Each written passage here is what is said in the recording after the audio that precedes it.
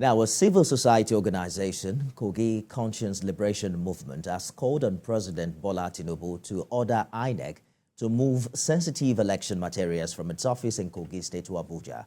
Their plea is as a result of the prevalent insecurity in the state, especially recent attack on the Secretary of Kogi State Governorship Tribunal and the attack on the home of the resident electoral commissioner.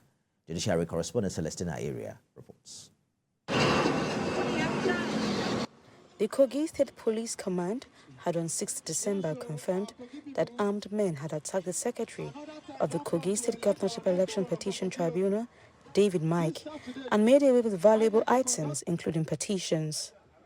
The incident occurred when Mr. Mike and his colleagues were on their way to court when the assailant struck. In the process, petitions filed by the Action Alliance, Action People's Party, People's Redemption Party, and Social Democratic Party were reportedly taken away by the men.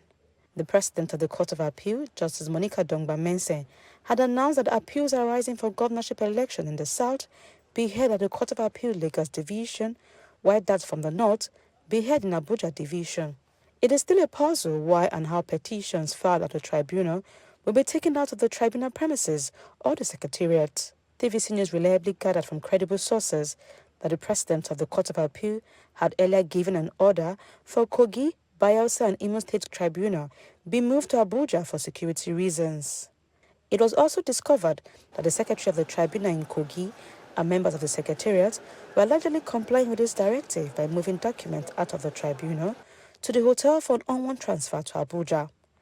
It was during this process that Mr. Mike and his colleagues were attacked. After the attack, they proceeded to the DSS office in Kogi State to report the incident.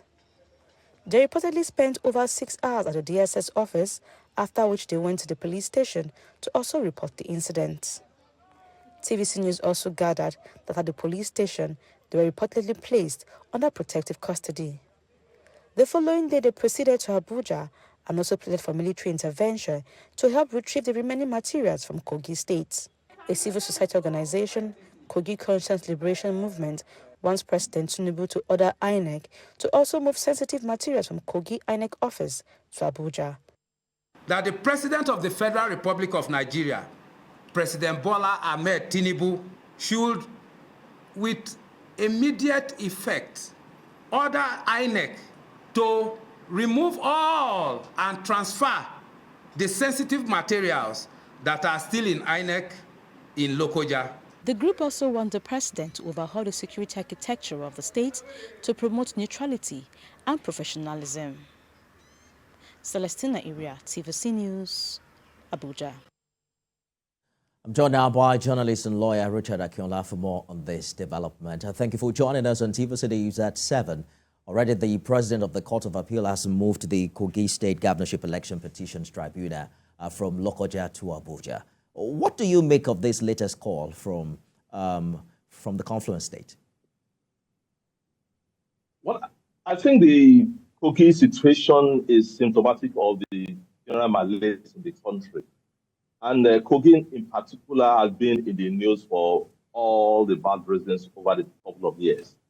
And don't forget that 4 years ago, during the re-election, the supposed re-election of Yabelo, that particular election, I mean, there are lots of violence, and even with complicity of security agencies. I mean, the videos were all rather hopeless.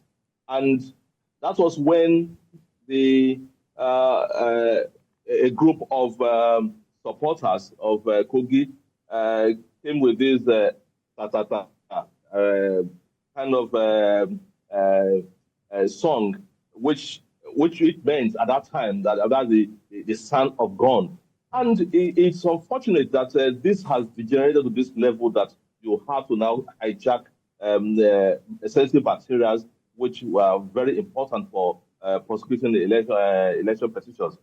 And again, incidentally, today, Justice Echo of Federal High Court awarded 500 million damages against the state governor, Yabelo, in favor of the SDP candidate over fundamental rights abuses and threat to life and stuff like that. So it's unfortunate that Kogi had been in the news for every past president.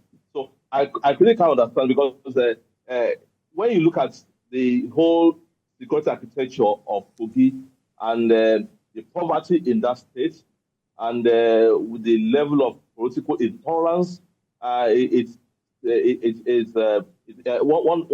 gets really disturbed that how can such an impoverished state like that, with so much of potential, but with so much of leadership deficit, and now, I mean, embroiled in this kind of negative publicity and negative news. I mean, it's unfortunate. Indeed.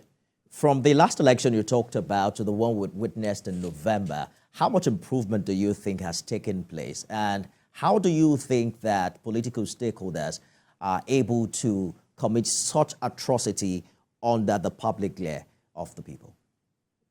Well, it has gone worse from 4 years ago till now. And don't forget that in February this year, at least a few days to the National Assembly and presidential election, the now Senator, that was Senator Udwanga, and that lady was, I mean, his constituency was, I mean, well, political opponents, as it were, dug, I mean, the trenches, I mean, across the road to make sure that election materials, I mean, did not get to her constituency, and the people will not be able to vote. So it has gotten so bad in terms of violence, in terms of intolerance. So what happened 4 years ago, I mean, was just the tip of the iceberg, I mean, compared to what has happened in Kogi State. So it's quite unfortunate. So, but I think that there's no way, in my understanding, that the political actors can engage in this kind of impunity without the complicit actions of security agencies. Because 4 years ago, I mean, we all saw it, I mean, videos were all over the whole place, how thugs were just snatching ballot boxes, even with the connivance of security agencies. So there's no way, to me, that all this kind of atrocities could be perpetrated without the connivance of security agencies. So I think that the president has to actually act on this issue. And unfortunately, 4 years ago, after all the razzmatazz and whatever electoral debauchery that happened, whoever won went to meet President Buhari to say, and Buhari was saying that it was a victory that were well won and stuff like that. So I think President Buhari, they need to change the narrative and make sure that this kind of thing does not happen again. We look forward to how things change for the better in the coming days. Journalist and lawyer Richard Akinola, thank you so much for sharing your thoughts with us.